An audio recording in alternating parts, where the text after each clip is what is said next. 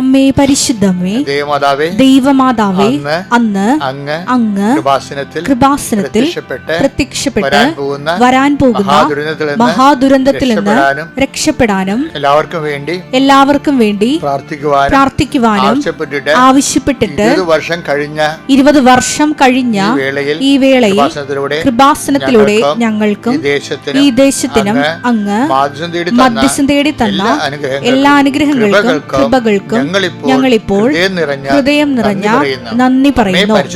അമ്മേ പരിശുദ്ധമ്മേ ജപമാല മാതാവേ സകല കൃപാസനം പ്രാർത്ഥനകളോടും ചേർത്ത് ഞങ്ങളിപ്പോൾ പ്രാർത്ഥിക്കുന്ന ഈ കുടുംബത്തിന്റെ പ്രത്യേക നിയോഗം.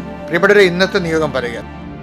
അമ്മയുടെ പ്രത്യക്ഷീകരണത്തിന്റെ ഈ ദ്വാദശക വേളയിൽ ഞങ്ങൾക്ക് സാധിച്ചു തരുവാൻ കനിയണമേ. ആമേൻ. വിശ്വാസ പ്രമാണം. സർവശക്തനായ പിതാവും ആകാശത്തിന്റെയും ഭൂമിയുടെയും സൃഷ്ടാവുമായ ദൈവത്തിൽ ഞാൻ വിശ്വസിക്കുന്നു. അവിടുത്തെ ഏകപുത്രനും ഞങ്ങളുടെ കർത്താവുമായ ഈശോ മിശിഹായിലും ഞാൻ വിശ്വസിക്കുന്നു.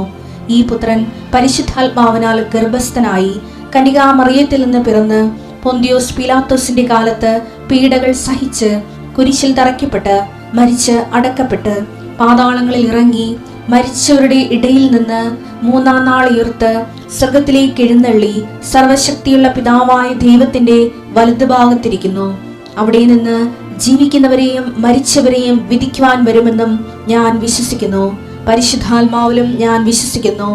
വിശുദ്ധ കത്തോലിക്കാ സഭയിലും പുണ്യവാന്മാരുടെ ഐക്യത്തിലും പാപങ്ങളുടെ മോചനത്തിലും ശരീരത്തിന്റെ ഉയർപ്പിലും നിത്യമായ ജീവിതത്തിലും ഞാൻ വിശ്വസിക്കുന്നു. ആമേൻ.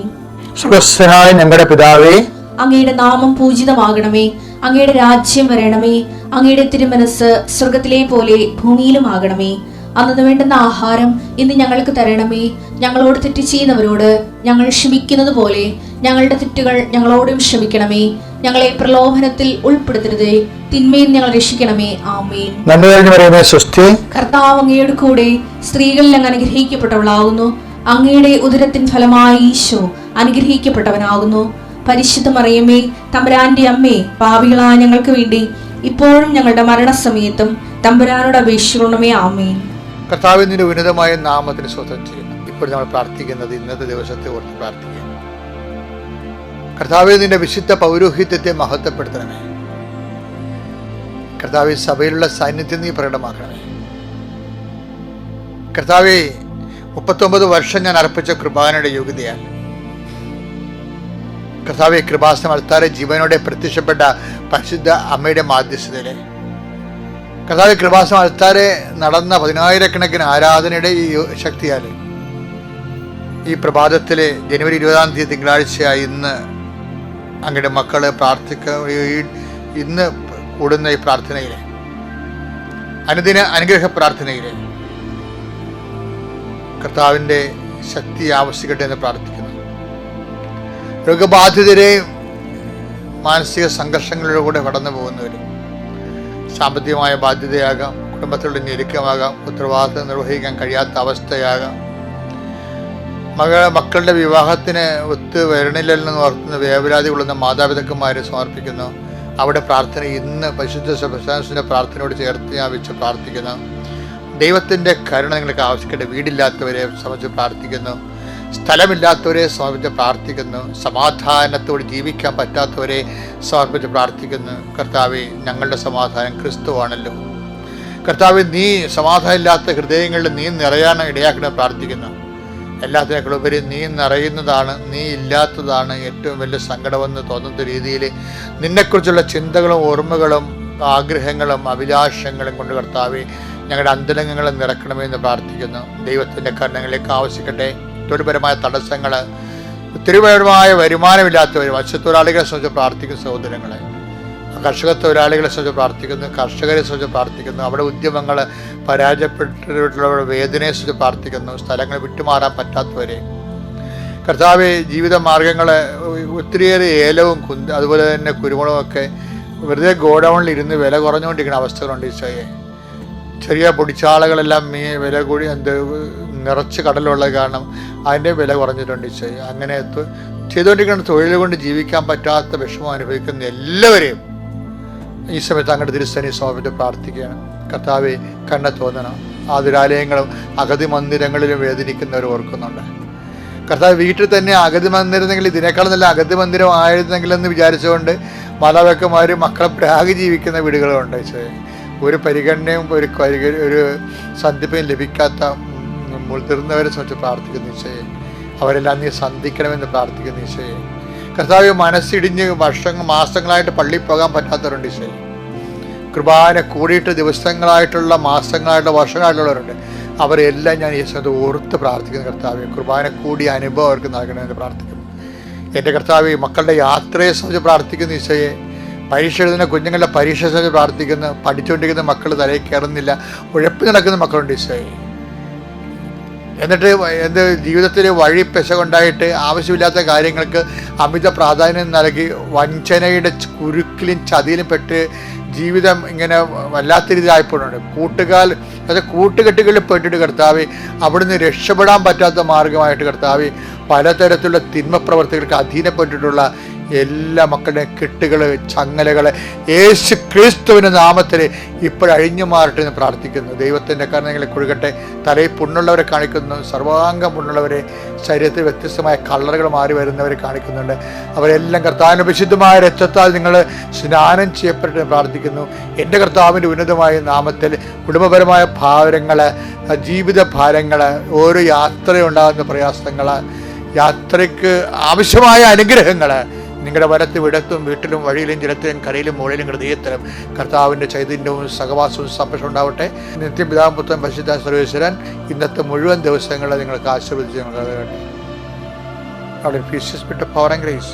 പ്രിയപ്പെട്ടവരെ, ബൈബിളിലെ പല അരുവിയുണ്ട്. സാധാരണ അരുവിയുണ്ട്, അസാധാരണ അരുവിയുണ്ട്.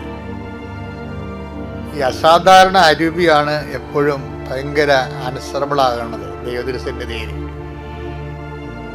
അതുകൊണ്ട് നിങ്ങൾ എന്നും കൊന്ന് ഇന്നലത്തെ പോലെ ഇന്നും ഒന്നും പറഞ്ഞൊരു കാര്യമില്ല. ഇന്നത്തെ വ്യത്യാസം ഉണ്ടാകണം. നിങ്ങളുടെ അരുവി ഡിഫറൻ്റ് ആയിരിക്കണം എന്നാണ് പറയണത്. നിങ്ങളെ ലക്ഷ്യം പ്രാപിക്കണമെങ്കിൽ അരുവി ഡിഫറൻ്റ് ആയിരിക്കണം, മറ്റുള്ളവരെ പോലെ ആയിരിക്കരുതെന്ന്. Take the word of God. സംഖ്യാപുസ്തകം 14:24. എന്നെ നിന്ദിച്ചവരാരും അത് കാണുകയില്ല. എന്നാൽ എന്റെ ദാസനായ കാലേബിനെ അവൻ ഉറ്റുനോക്കിയ ദേശത്തേക്ക് ഞാൻ കൊണ്ടുപോകും. അവന്റെ സന്തതികൾ അത് കൈവശമാക്കും.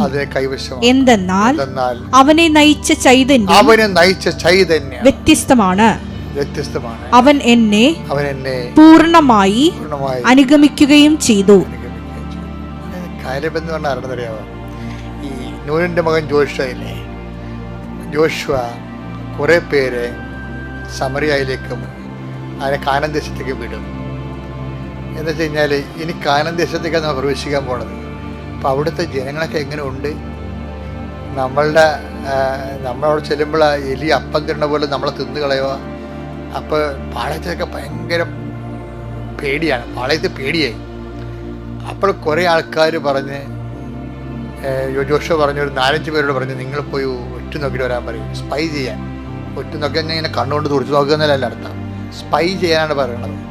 രഹസ്യമായി ഇപ്പം നമ്മളുടെ റോയൊക്കെ ഇല്ല, അതുപോലെ അവർ പോയിട്ട് അവരെ സ്പൈ ചെയ്തിട്ട് വരാൻ പറയും.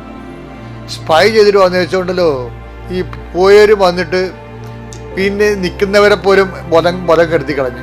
അയ്യോ, അത് അവരെ അടുത്ത് ചെന്ന് കഴിഞ്ഞാൽ അവരുടെ ഒരു 80 കിലോനുണ്ട്. അവരുടെ ഒറ്റ മുന്തിരിക്കൊല 80 കിലോനുണ്ട്. 2 പേര് അവരുടെ മുന്തിരിത്തോട്ടത്തിലൂടെ മുന്തിരിക്കൊല തണ്ടേ കാവിക്കൊണ്ടുകൂടെ കണ്ട് അതൊരു 80 കിലോ വരും. അത്രയും വലിയ രാക്ഷസരായ മനുഷ്യരവിടെ ഉള്ളത്. നമ്മളെപ്പോലെയുള്ള ആൾക്കാരൊന്നുമല്ല. ഇത് നടക്കണ കാര്യമില്ലെന്ന് പറയും. എന്നിട്ട് പറയുന്നത് അനാർക്ക് എന്ന് പറഞ്ഞ രാക്ഷസവർഗമുണ്ട്. അനാർക്കിൻ്റെ സന്തതികൾ ഞങ്ങളവിടെ കണ്ടെന്ന് പറയാം. അനാർക്ക് എന്ന് പറയുമ്പോൾ ഒരു 8-9 വരെ പാർട്ടിയാണ്. അവരെ കണ്ടെന്ന് പറഞ്ഞപ്പോൾ ഇതോടുകൂടി സപ്തനാടുകളും തളർന്ന് ഇവിടെ എല്ലാം അസ്തമിച്ച്. അപ്പം കലേബ് പറയും, എന്താ അനാർക്കായാലും ശരി, നമ്മൾ വിശ്വസിക്കണ കർത്താവ് അവർ നമ്മുടെ കയ്യിൽ ഏൽപ്പിക്കുമെന്ന് പറയും. ഇത് വിശ്വാസം തന്നെയല്ല, ആത്മവിശ്വാസവും ആത്മധൈര്യവും ഭയങ്കര. അതായത് വിശ്വാസം തന്നെ ആത്മധൈര്യത്തിലേക്ക് വരണം. അല്ല, നിങ്ങൾ വിശ്വാസമുണ്ട്, ഉത്കണ്ഠ ഉണ്ടെങ്കിൽ ആ വിശ്വാസം വർക്കൗട്ട് ചെയ്യത്തില്ല. വിശ്വാസമുണ്ട്, ഭയം ഉണ്ടെങ്കിൽ അത് വർക്കൗട്ട് ചെയ്യത്തില്ല. വിശ്വാസം എന്ന് പറഞ്ഞാൽ എന്താണ്?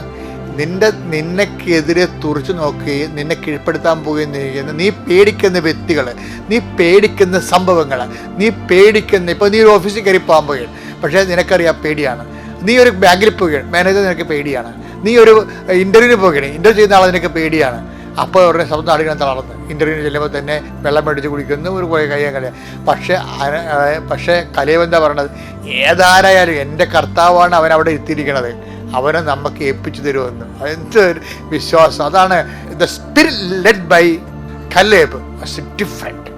അതായത് വചനം മുഴുവനും ഭയങ്കരമായ രീതിയിൽ പറയണം. അതായത് കലേബിനെ നയിച്ച രൂപി ഡിഫറെൻ്റാണ്. അതായത് അത് വിശ്വാസത്തെക്കാളും വിശ്വാസം നൽകുന്ന ആത്മധൈര്യമാണ്. ആത്മധൈര്യം ദൈവമെന്ന ഒരു വ്യക്തി അധിഷ്ഠിതമാണ്. വിശ്വസിക്കുന്നവർ ദൈവത്തിലാണ് വിശ്വസിക്കുന്നത്. അതുകൊണ്ട് ദൈവം ഏൽപ്പിച്ചു തരും. നീ ഇന്ന് ഇറങ്ങിപ്പോകുമ്പോൾ നീ എവിടെ പോയാലും, വില്ലേജ് ഓഫീസായിക്കൊള്ളട്ടെ, ബാങ്കിലായിക്കൊള്ളട്ടെ, പഞ്ചായത്തിലായിക്കൊള്ളട്ടെ, പെൻഷൻ്റെ കാര്യത്തിലായിക്കൊള്ളട്ടെ, നടക്കാത്ത ഏത് കാര്യത്തിന് പോയാലും അത് നടക്കത്തില്ലെന്ന് മറ്റുള്ളവർ പറയും. അപ്പോൾ നീ പറയണം, കർത്താവ് അവരെ എനിക്ക് ഏൽപ്പിച്ചു തരും. ലോകത്ത് ഏറ്റവും കൂടുതൽ മനുഷ്യൻ ആശ്വാസം പ്രാപിക്കുന്ന ഒരു ഇടത്തിലാണ്. നിൻ്റെ കണ്ണീരിൻ്റെ കാലത്ത് കർത്താവ് നിന്നെ കൈപിടിച്ച് കൂട്ടിക്കൊണ്ട് വന്നിരിക്കണം എന്നുള്ള ബോധ്യം ഈ ആരാധന ആദ്യാന്ത്യങ്ങളിൽ ഇവിടെ ഇരിക്കുന്നവരിലും ഇത് ഓൺലൈനിൽ എപ്പോഴെല്ലാം നിങ്ങൾ കൂടുന്നുവോ അപ്പോഴെല്ലാം നിങ്ങൾക്ക് ആന്തരികമായി ഉണ്ടാകേണ്ടതാണ്. ഉടമ്പടിയുടെ ഇന്ധനമെന്ന് പറയുന്നത് വർദ്ധിച്ച ദൈവസ്നേഹമാണ്. ഉടമ്പടിയുടെ ഇന്ധനം നിങ്ങളുടെ വസ്തുവിനെക്കുറിച്ചുള്ള വിഷയത്തെക്കുറിച്ചുള്ള സ്നേഹമല്ല, അതൊരു നനഞ്ഞ പടക്കം പോലെ ആയിരിക്കും. നിങ്ങൾക്ക് നിങ്ങളുടെ വിഷയത്തെക്കുറിച്ചാണ് പ്രയോറിറ്റി എങ്കിൽ, പ്രോട്ടോക്കോളെങ്കിൽ, തീർച്ചയായിട്ടും നിങ്ങളുടെ വിഷയം ഒരു നനഞ്ഞ പടക്കം പോലെ ആയിരിക്കും, പൊട്ടത്തില്ല. ഉടമ്പടിയുടെ ഇന്ധനം എന്ന് പറയുന്നത് ദൈവസ്നേഹമാണ്. ദൈവസ്നേഹം രണ്ടായിട്ട് മനുഷ്യരെ തിരിക്കും, സ്വജാതിയിരുന്നും വിജാതിയിരുന്നും. സുവിശേഷത്തിൽ നല്ല ജാതിയുണ്ട്, പക്ഷെ നിങ്ങൾ പറയുന്ന സമുദായ ജാതിയൊന്നുമല്ല, ദൈവത്തിൻ്റെ ജാതിയും ലോകത്തിൻ്റെ ജാതിയും. മനസ്സിലായില്ലേ? ലോകത്തിൻ്റെ ജാതി എന്ന് പറഞ്ഞാൽ ലോകത്തിൻ്റെ രണ്ട് തരം ജാതിയുണ്ട് സുവിശേഷത്തിൽ. അത് നമ്മൾ പറയുന്ന സമുദായത്തിൻ്റെ ജാതിയല്ല, പിന്നെന്താണ്? ദൈവത്തിൻ്റെ ജാതിയും പിന്നെന്താണ്? ലോകത്തിൻ്റെ ജാതിയും. ഇതിലെവിടെയാണ് നിങ്ങളെന്ന് തീരുമാനിച്ചാൽ മതി. ലോകത്തിൻ്റെ ജാതിയിലാണ് നിങ്ങളെങ്കിൽ നിങ്ങളുടെ വിഷയത്തിന് മാത്രം പ്രാധാന്യം കൊടുത്തുകൊണ്ട് ആയില്ലല്ലോ ഓഫ് ലെറ്റർ വന്നില്ലല്ലോ, വസ്തു വിൽക്കാൻ ആൾ വന്നില്ലല്ലോ, മക്കളെ കെട്ടിയില്ലല്ലോ, അവർക്ക് കുഞ്ഞുണ്ടായില്ലല്ലോ, ഇങ്ങനെ പറഞ്ഞുകൊണ്ട് അപരാധപ്പെട്ടുകൊണ്ടിരിക്കുന്ന ലോകത്തിൻ്റെ ജാതി. ദൈവത്തിൻ്റെ ജാതി എന്ന് പറഞ്ഞാൽ സ്വർഗത്തിന് വേണ്ടി ജീവിക്കവരെ. സ്വർഗത്തെ എങ്ങനെ? ഇന്നലെ ഒരു ആദിരാജ് സുകുമാരൻ്റെ സാക്ഷ്യം ഉണ്ടായിരുന്നു, ഇടിയിട്ട് സാക്ഷ്യം. ആ കക്ഷി ഇന്നലെ പറഞ്ഞ രസമെന്ന് വെച്ച് കഴിഞ്ഞാൽ, ഞാൻ ഇവിടെ നിന്ന് കേൾക്കരുത്, 2 കുഞ്ഞുങ്ങളെയും കൊണ്ടുവന്ന്, മുട്ടക്കുഞ്ഞുങ്ങളെയും കൊണ്ടുവന്ന സാക്ഷ്യം പറയണത്. ഈ മുട്ടക്കുഞ്ഞുങ്ങളെയും കൊണ്ടാണ് സുവിശേഷം മുഴുവൻ ചെയ്യണമെന്ന് നോക്കണം. അപ്പോൾ അവർ മാഞ്ചസ്റ്ററിൽ ഇംഗ്ലണ്ടിലേക്ക് പോകുമ്പോൾ ഫ്ലൈറ്റിൽ അവരുടെ ടെസ്റ്റ് നടക്കുന്നത് മാഞ്ചസ്റ്ററിലാണ്. അപ്പോൾ അമ്മയുമായിട്ട് ഇവർക്ക് നല്ല ടൈപ്പാണ്. ഈ ഉടമ്പടി പ്രകാരം നമ്മളറിയാവില്ല, നമ്മൾ പ്രത്യേക ഉടമ്പടി സത്യസന്ധമായിട്ട് ചെയ്യുന്നവർ ദൈവമായിട്ടൊരു പ്രത്യേക റിലേഷനിലേക്ക് വരും. ദാറ്റ് മീൻസ് ഒരു സ്വകാര്യ റിലേഷൻസ്. നമുക്ക് ഇപ്പം നമ്മുടെ അമ്മയോട് നമുക്ക് എന്നാ വേണമെങ്കിലും പറയാമല്ലോ, എന്നാൽ ചുടുവെള്ളി തരം വേണമെങ്കിലും പറയാം അല്ലേ? ആ ഒരു ബന്ധത്തിലേക്ക് വരും. ആതിര സുഖവാൻ്റെ പ്രശ്നം എന്ന് പറയുന്നത് അവർക്ക് ഇംഗ്ലണ്ടിലേക്കുള്ള ഫ്ലൈറ്റാണ്, പക്ഷേ ടെസ്റ്റ് മാഞ്ചസ്റ്ററിലാണ്. അപ്പോൾ ഇംഗ്ലണ്ടിൽ ചെന്നിട്ട് പിന്നീട് അവിടുന്ന് കാർ എടുത്ത് മാഞ്ചസ്റ്ററിലേക്ക് വരാൻ സമയമില്ല. അപ്പോൾ അവർക്ക് അതിൻ്റെ ദുരന്തം മനസ്സിലായി. അപ്പോൾ ഉടനെ അമ്മയോട് പറയും, അമ്മ എനിക്ക് മാഞ്ചസ്റ്ററിൽ ഇറങ്ങണമെന്ന് പറയും. മാഞ്ചസ്റ്ററിൽ ഈ വിമാനം ഇറങ്ങത്തില്ല, പക്ഷേ അവർക്ക് ടെസ്റ്റ് മാഞ്ചസ്റ്ററിലാണ്. അപ്പോൾ ഉടനെ എന്താ ചെയ്യുന്നത്? അമ്മ എന്നാ ചെയ്യും? അമ്മയ്ക്ക് അതിനൊരു പാക്കേജ് ഉണ്ട്. നമുക്ക് ഇതുപോലെ സ്വാതന്ത്ര്യമായിട്ട് പറയാൻ കഴിയണം. മനസ്സിലായില്ലേ? അമ്മ എനിക്ക് മാഞ്ചസ്റ്ററിൽ ഇറക്കണമെന്ന് പറയും. ഈ വിമാനം അമ്മ മാഞ്ചസ്റ്ററിൽ ഇറക്കണം, കാര്യം എൻ്റെ ടെസ്റ്റ് അവിടെയാണെന്ന് പറയും. ഇത്രയും ആധികാരികമായിട്ട് പറയാൻ കഴിയണം.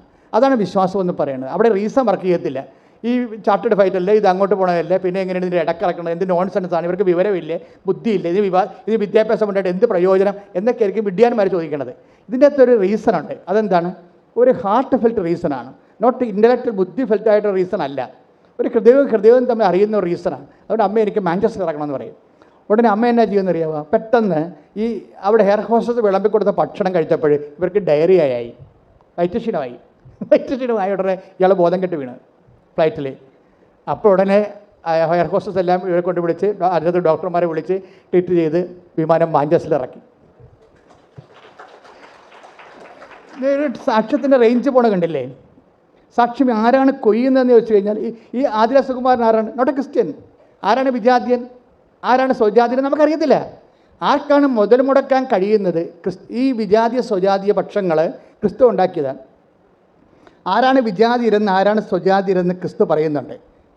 മത്തായി ശ്രീഹാട് സുവിശേഷം 5:47 എടുത്ത് ശ്രദ്ധിക്കട്ടെ. ഹല്ലേലൂയ ഹല്ലേലൂയ ഹല്ലേലൂയ ഹല്ലേലൂയ ഹല്ലേലൂയ യേശുവേ നന്ദി. ഹല്ലേലൂയ ഹല്ലേലൂയ ഹല്ലേലൂയ ശ്രദ്ധിക്കട്ടെ. ഹല്ലേലൂയ. മത്തായി 5:47 സഹോദരങ്ങളെ മാത്രമേ നിങ്ങൾ അഭിവാദനം ചെയ്യുന്നുള്ളൂവെങ്കിൽ വിശേഷവിധിയായി എന്താണ് നിങ്ങൾ ഒന്ന് പറഞ്ഞ സഹോദരങ്ങളെ മാത്രമേ നിങ്ങൾ അഭിവാദനം ചെയ്യുന്നുള്ളൂവെങ്കിൽ വിശേഷവിധിയായി നിങ്ങൾ എന്താണ് ചെയ്യുന്നത്? അപ്പൊ ദൈവം ചോദിക്കുന്ന ഒരു ക്വസ്റ്റ്യൻ ഇത്രയേ ഉള്ളൂ.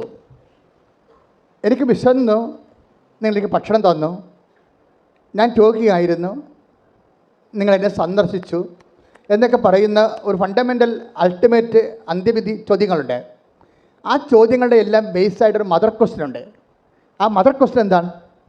എവഞ്ചലി, അതായത് ബൈബിൾ ഉയർത്തുന്ന ഒരു മദർ ക്വസ്റ്റ്യൻ ഉണ്ട്. എന്താണത്? വിശേഷവിധിയായി പറഞ്ഞേ, വിശേഷവിധിയായി നിങ്ങൾ എന്താണ് ചെയ്യുന്നത്?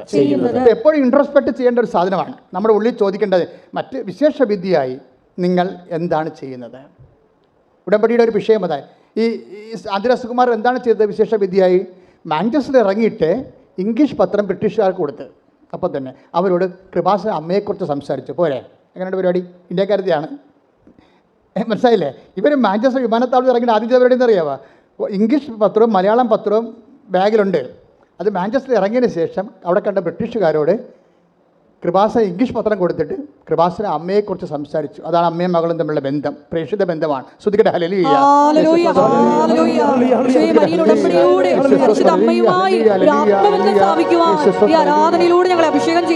പരിശുദ്ധ പരമദിവ്യകാരുണ്യത്തിന്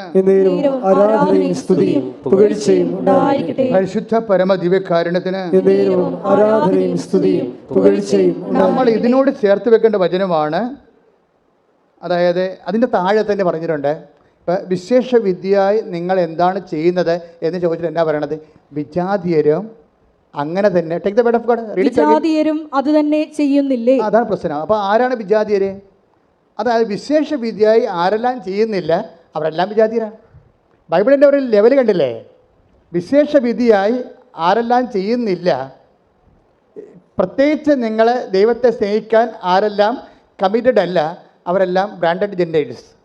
ഈ ബ്രാൻഡഡ് ജെൻഡേഴ്സ് ആണ് ഉടമ്പടി ഓപ്പൺ ആക്കി കിട്ടാത്തത്. എന്നുവെച്ചാൽ നമ്മൾ നിങ്ങൾ ദൈവത്തിൻ്റെ മൈൻഡ് സെറ്റ് റീഡ് ചെയ്യണം. എന്താണ്?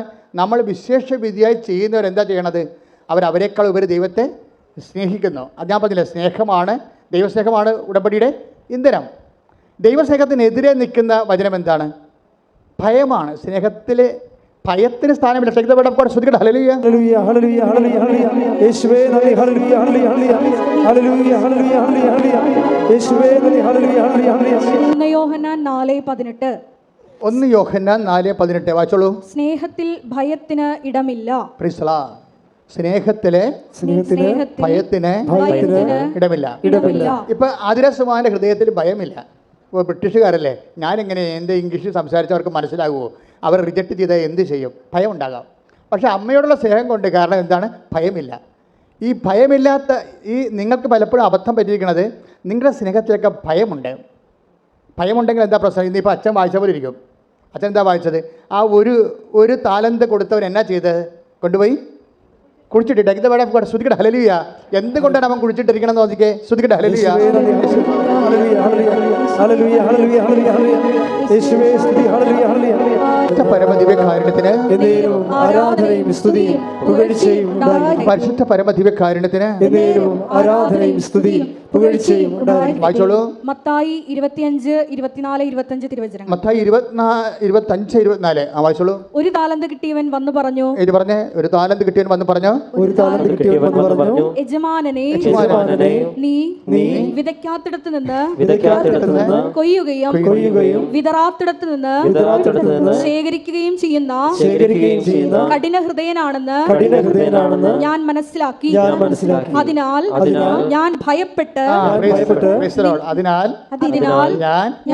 ഭയപ്പെട്ട്. അവർക്ക് സംഭവിച്ചത് എന്താണ്? ഭയമാണ്. ഭയം കാരണം സുവിശേഷ വേല ചെയ്യാൻ പറ്റണില്ല. നിങ്ങൾക്ക് മടിയനെന്നൊക്കെ വിളിക്കുന്നുണ്ട്. മടിയൻ, ഭയപ്പെട്ട്. അതായത് മറ്റുള്ളവരെ നല്ലവനും വിശ്വസ്തനും എന്ന് പറഞ്ഞപ്പോഴേ ഇവനെ വിളിക്കണത് എന്താണ്? മടിയനും ദുഷ്ടനും എന്നാണ്. എന്താ വിളിക്കണത്? ദുഷ്ടനും മടിയനുമായ ഭൃത്യ. രണ്ടു തരം മനുഷ്യരാണ് ദൈവത്തിന് മുമ്പിലുള്ളത്. ഒന്ന് നല്ലവനും വിശ്വസ്തനും, രണ്ടാമത്തെ ആരാണ്? ദുഷ്ടനും മടിയനും. ദുഷ്ടനും മടിയനുമായുള്ള വ്യക്തിയാണോ നീ എന്ന് നോക്കണം. നീ മടിയനാണെങ്കിൽ തീർച്ചയായിട്ടും ദുഷ്ടനായിരിക്കും എന്നാണ് ബൈബിൾ പറയണത്. പറഞ്ഞ കളി മാറുവേ. നീ മടിയനാണെങ്കിൽ നിന്റെ ബ്രാൻഡ് ചെയ്തിരിക്കുന്നത് എന്താണ്? ദുഷ്ടനായിട്ടാണ്. മനസ്സിലായില്ലേ? അപ്പോഴും മടി ആയിക്കൊണ്ട് പത്രം നാളെ കൊടുക്കാം, രോഗികൾ നാളെ പോയി കാണാം, അല്ലെങ്കിൽ അടുത്ത ആഴ്ച പോയി കാണാമെന്ന് പറഞ്ഞിരുന്നാൽ ദൈവം നിന്നെ കണക്കാക്കുന്നത് ആരാണ്? അവിശ്വസ്തനാണ്. അവിശ്വസ്തയായിട്ടാണ് കണക്കാക്കുന്നത്. പിന്നെ ആരാണ്? ദുഷ്ടനായിട്ടാണ് ബ്രാൻഡ് ചെയ്തിരിക്കുന്നത്. ഈ ദുഷ്ടനെ സംബന്ധിച്ചിടത്തോളം ഉടമ്പടി ചെയ്യാൻ ബേസിക് റൈറ്റ് ഇല്ല. ദുഷ്ടന്മാർ ഉടമ്പടി ചെയ്യേണ്ട കാര്യമില്ല. കാര്യം കിട്ടാത്തത് നിങ്ങൾക്കറിയാമല്ലോ. ദൈവം ഒന്നും ചെയ്യത്തില്ല. അവരെ താരന്തെങ്കിലും എടുക്കാൻ പറയും, കൊടുത്ത ഉടമ്പടി തിരിച്ചെടുക്കും. ഉടമ്പടി തിരിച്ചെടുക്കും. നിങ്ങളിവിടെയൊക്കെ കെട്ടിത്താത്തിട്ട് പോകാം, പക്ഷേ നിങ്ങളുടെ ഉടമ്പടി ദൈവം തിരിച്ചെടുക്കും. എന്താ കാര്യം? പ്രേക്ഷിത വേലയിൽ ബിഗ് സീറോ. പ്രാർത്ഥിക്കുക, കർത്താവായ ദൈവമേ, ദുഷ്ടനും മടിയനുമാകാതെ നല്ലവനും വിശ്വസ്തനുമായിക്കൊണ്ട് ദൈവത്തിന്റെ രാജ്യത്തിന് വേണ്ടി ജീവിക്കാൻ എനിക്ക് നൽകിയ അഭിഷേകത്തെ തിരിച്ചറിഞ്ഞുകൊണ്ട് ധീരതയോടെ മുന്നേറാൻ അഗ്നിയാൽ അഭിഷേകം ചെയ്യണമേ. അഗ്നിയാൽ അഭിഷേകം ചെയ്യണമേ.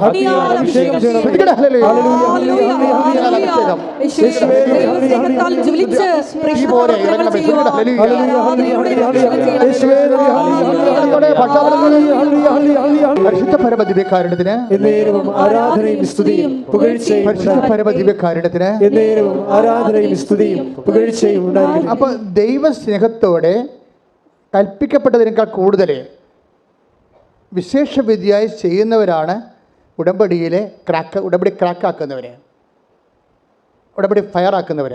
ഇതിൻ്റെ ടെക്നോളജിയാണ്. ഇത് വളരെ ബുദ്ധിപൂർവ്വം നമ്മൾ ഇൻവെസ്റ്റ് ചെയ്യേണ്ട വിഷയമാണ്. ആർക്ക് വേണമെങ്കിലും ഈ ഫോർമുല ഉപയോഗിക്കണമെങ്കിൽ ഉടമ്പടി പെട്ടെന്ന് ഓപ്പണായിട്ട് കിട്ടും. കാര്യം ഇത് ദൈവത്തിൻ്റെ മൈൻഡ് സെറ്റിലാണിത് വിഭാവന ചെയ്തിരിക്കുന്നത്. കവനൻ്റ് എന്ന് പറയുന്ന സങ്കല്പം. ലൂക്ക 17:10 ശ്രുതികട്ടെ. ഹല്ലേലൂയ ഹല്ലേലൂയ ഹല്ലേലൂയ ഹല്ലേലൂയ യേശുവേ നന്ദി. ഹല്ലേലൂയ. ലൂക്ക 17:10. ലൂക്ക 17:10.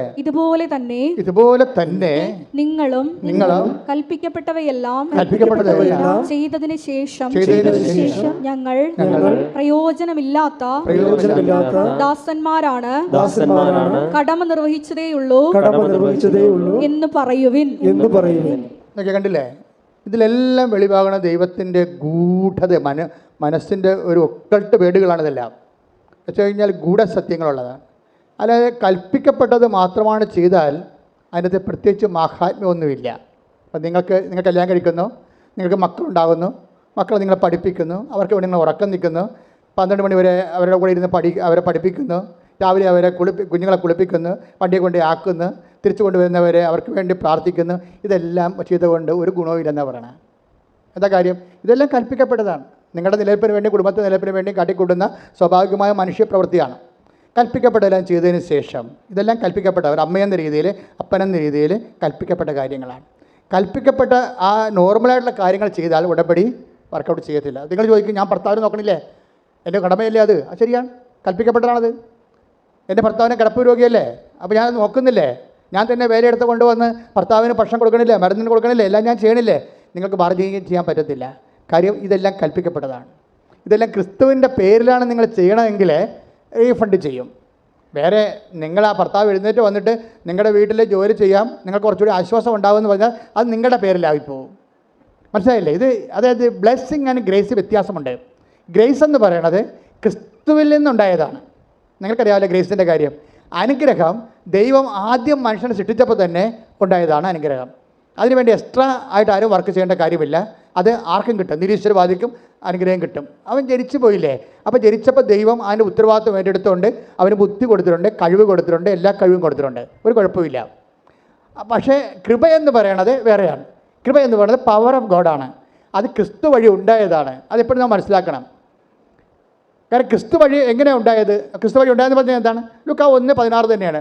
ലൂക്ക 1 കൃപ, അതായത് യോഹന്നാൻ 1:16. Take the Bible of God. യോഹന്നാൻ 1:17. കൃപയും സത്യവുമാകട്ടെ. പറഞ്ഞേ, കൃപയും സത്യവുമാകട്ടെ. കൃപയും സത്യവുമാകട്ടെ. യേശുക്രിസ്തു വഴി ഉണ്ടായി. യേശുക്രിസ്തു വഴി ഉണ്ടായി. അപ്പോൾ യേശുക്രിസ്തു വഴി ഉണ്ടായതാണ് കൃപ. എങ്ങനെയാണ് ഉണ്ടായത്? അതെപ്പോഴും ഉണ്ടായത് 12:18 അനുസരിച്ചുകൊണ്ടാണ്. ഏത്? മത്തായിയുടെ സുവിശേഷം. ശ്രുതികട ഹല്ലേലൂയ. ഹല്ലേലൂയ ഹല്ലേലൂയ ഹല്ലേലൂയ ഹല്ലേലൂയ യേശുവേ നന്ദി. ഹല്ലേലൂയ. മത്തായി 12:18. മത്തായി 12:18. ഇതാ ഞാൻ തിരഞ്ഞെടുത്ത എന്റെ ദാസൻ. ഏത് പറഞ്ഞ? ഇതാ ഞാൻ തിരഞ്ഞെടുത്ത എന്റെ ദാസൻ. എന്റെ ആത്മാവ് പ്രസാദിച്ച എന്റെ പ്രിയപ്പെട്ടവൻ. ഞാൻ അവന്റെ മേൽ എന്റെ ആത്മാവിനെ അയക്കും. പിതാവിന്റെ ആത്മാവിന്റെ പ്രസാദം കിട്ടിയ ആളാണ് ക്രിസ്തു. അതിനാണ് കൃപയെന്ന് പറയുന്നത്. ക്രിസ്തുവിന് അത് എങ്ങനെയാണ് കിട്ടിയത്? അത് ഫിലിപ്പിയർ 2:6 അനുസരിച്ച് കിട്ടിയതാണ്. എന്താണ്? അവൻ പ്രകൃത്യ ദൈവമായിരിക്കവേ ദൈവത്തോടുള്ള സമാനത മുറുകെ പിടിക്കേണ്ട കാര്യമായി പരിഗണിക്കാതെ അവൻ ദാസ്യനായി മരണത്തോളവും കുരിശുമരണത്തോളവും തന്നെ താഴ്ത്തി. അതിനാൽ ദൈവം അത്യധികം അവനെ ഉയർത്തി. അങ്ങനെ അത്യധികം ഉയർത്തുന്ന പ്രോസസ്സിനാണ് കൃപയെന്ന് പറയുന്നത്. കൃപ അവൻ്റെ നാമത്തിൻ്റെ തൽഭവമോ തത്സമമായി. അതുകൊണ്ട് അവൻ്റെ നാമത്തെ മഹത്വപ്പെടുത്തിയാൽ ഓട്ടോമാറ്റിക്കായിട്ട് കൃപ നമ്മളിലേക്ക് വഴിഞ്ഞൊഴുകും. നമ്മൾ ചെയ്യുന്ന എല്ലാ സൽപ്രവൃത്തികളും കൃപാപര പ്രവൃത്തികളും പ്രേക്ഷിത പ്രവർത്തനങ്ങളും ഈശോയുടെ നാമത്തെ മഹത്വപ്പെടുത്തിക്കൊണ്ട് കൃപ ആർജിക്കാൻ വേണ്ടിയുള്ള ദൈവത്തിന്റെ സംവിധാനത്തിന്റെ ഭാഗമാണ്. കൈയടിച്ച് പ്രവർത്തനങ്ങളിലൂടെ കൃപ കരയറ്റുവാൻ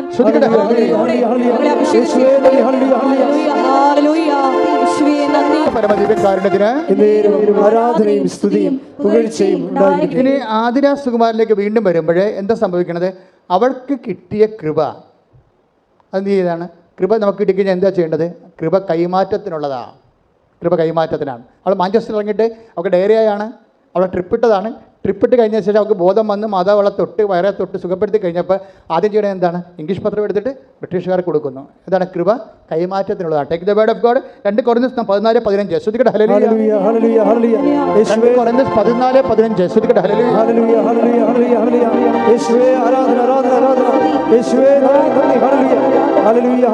വിശുദ്ധ പരമദിവ്യകാരുണ്യത്തിന് 2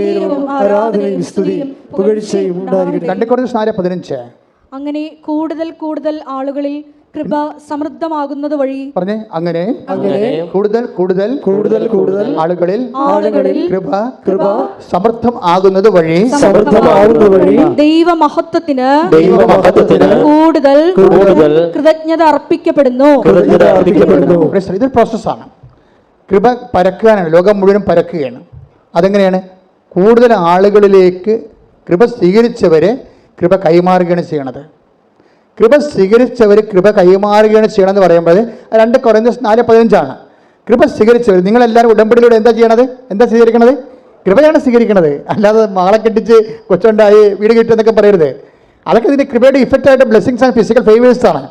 കൃപ എന്ന് പറഞ്ഞാൽ ദൈവത്തിൻ്റെ ശക്തിയാണ് സ്വീകരിക്കുന്നത്. ദൈവത്തിൻ്റെ ശക്തി നേരിട്ട് സ്വീകരിക്കാനുള്ള ദൈവിക സംവിധാനത്തിന്റെ പേരാണ് കവനന്റ് ഉടമ്പടി. കൈയടിച്ച് കർത്താവ്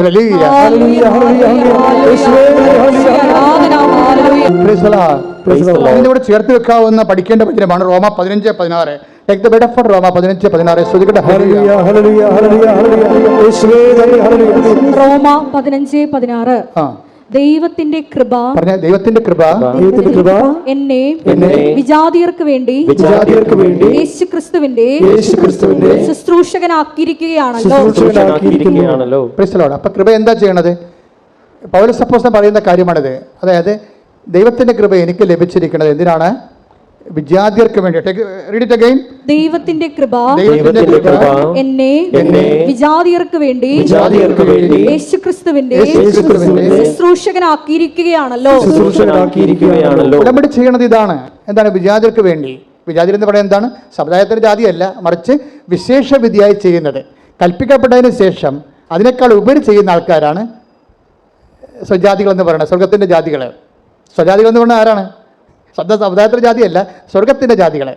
വിദ്യാർത്ഥി എന്ന് പറഞ്ഞാൽ ആരാണ്? ലോകത്തിൻ്റെ ജാതികളെ. അവരുടെ കാര്യത്തിന് വേണ്ടി മാത്രം അവർ പ്രാർത്ഥനയും ദൈവത്തെ പോലെ ഉപയോഗിക്കുന്നവരാണ്. ഇങ്ങനെ രണ്ടായിട്ട് തിരിക്കുകയാണ്. അപ്പോൾ ഈ വിഷയത്തിൽ നമ്മൾ തീരുമാനം എടുക്കണം. എന്താണ്? ഉടമ്പടിയിലുള്ളവരിൽ നിന്ന് വിശേഷ വിധിയായിട്ടാണ് ദൈവം ഉദ്ദേശിക്കുന്നത്.